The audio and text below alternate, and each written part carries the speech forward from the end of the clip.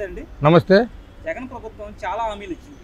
అందుట్లో వచ్చేసరికి చాలా వరకు నెరవేర్చామంటుంది. కానీ చాలా వరకు నెరవేర్చలేదనేసి జనం అంటున్నారు. దాని మీద మీరేమంటారు? అబ్బా ఏందండి హామీలు అంటే?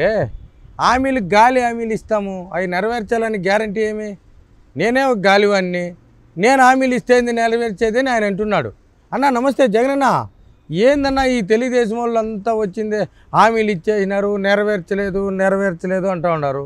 ఏందన్నా మనము నెరవేర్చేది? ఎన్నో నెరవేర్చేసినాము. ఏందన్నా నెరవేర్చింది? ఆ పోలవరం ఒకటి అంటున్నారు, మాట్లాడితే పోలవరం అనేది అది గాలి నీళ్లు పోయేదానికి అది ఒక హామీ అన్నా? పోలవరం కట్టాలన్నా? దేనికన్నా పోలవరం కట్టేది? సముద్రంలో నీళ్లు పోవాలా? ఆడ కేసీఆర్కి హామీ ఇచ్చే వచ్చినాను, ఈ రాజకీయాల్లో నాకు సహకారం చేయన్నా, ఈ నేనేం ప్రాజెక్టులు కట్టను, నీకేమీ చేయను, నీ కాళ్ళ కాడ మొక్కుబడి ఉంటా, ఓ ముక్కన్నా నీ కాళ్ళ కాడ పడి ఉంటానని చెప్పాడు కదన్నా.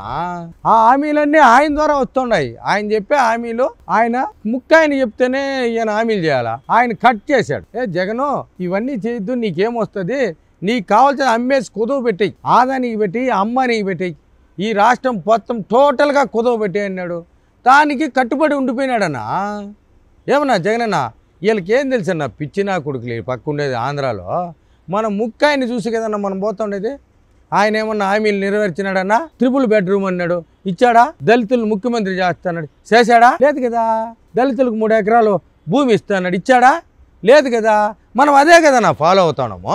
కాదండి, ఇప్పుడు సిద్ధం సభలో జగన్ చాలా వరకు ఏమంటున్నాడంటే ఇచ్చిన హామీల్లో 100 హామీల్లో 95% అమలు చేసామనేసి చెప్తున్నాడు. అలా అమలు చేస్తేనే మాకు ఓటేయండి అనేసి అడుగుతున్నాడు. అవును, మీరేమంటారు? అబ్బా ఇది ఇంకా గొప్ప ప్రశ్న అడిగినామండి. నూరేందండి 2200 పైన చేసేసాము హామీలు. ఇవ్వని హామీలు ఎక్కువ చేసాం. ఏమంటావా? ఏమైనా మనం సిపిఎస్ అన్నాము, దాని జోలు మనకేం పని అన్న సిపిఎస్? ఈ ఉద్యోగస్తులకు లక్షలు జీతం ఇస్తాను, ఒక 50,000 కత్తిరించేయాలన్నా.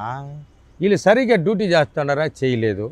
ఆ సిపిఎస్ మళ్ళీ ఒకటి అడుగుతున్నారు, పెన్షన్ కావాలని. అంటే మీరు చేసే పనులకు పెన్షన్ వల్ల మన ప్రభుత్వంలో కోట్లు లక్షలు లంచాలు తీసుకునే వాళ్ళకు మళ్ళీ జీతాలు పెంచాలా? దేనికి అబ్బాయిలకి జీతాలు పెంచేదా? ఈ టీచర్లు చదివే స్కూల్లో మనం మూసేస్తూ ఉంటే, టీచర్లో మనం లేకుండా ఉంటే, ఈ టీచర్లు సిపిఎస్ జిపిఎస్ ఏందబ్బా ఇది? మనం ఏమైనా వంటశాలలు పెట్టినాడు మన చంద్రబాబు గారు, కోడిగుడ్డు నాణ్యమైన ఫుడ్, ఇవంతా మనకేం నాణ్యమైన ఫుడ్ తినాలని ఎలిమెంటరీ స్కూల్ ఉండేవాళ్ళ బుద్ధి ఉండదు ఏలుక.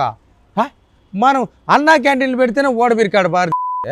వీళ్ళు మళ్ళీ వచ్చిందే విద్యార్థులకు భోజనం పెట్టలేదు, స్కూళ్ళు అంటూ ఉన్నారు. ఇవన్నీ మనకు అవసరమన్నా? షో కొడతామన్నా మనమా? ఇదంటే బుద్ధి లేదు వీళ్ళకి. వీళ్ళంతా అడుగుతూ ఉంటారు, వాటితో మనకేం లేదన్నా పనే, ఏందో అడుక్కుంటూ ఉంటారు. మనం దాన్ని చూసే పనే లేదన్నా. మనకి ఈ హామీలు గీమీలు మనకు వద్దన్నా. హామీలతో పని వద్దు, ఇంకేమొద్దు.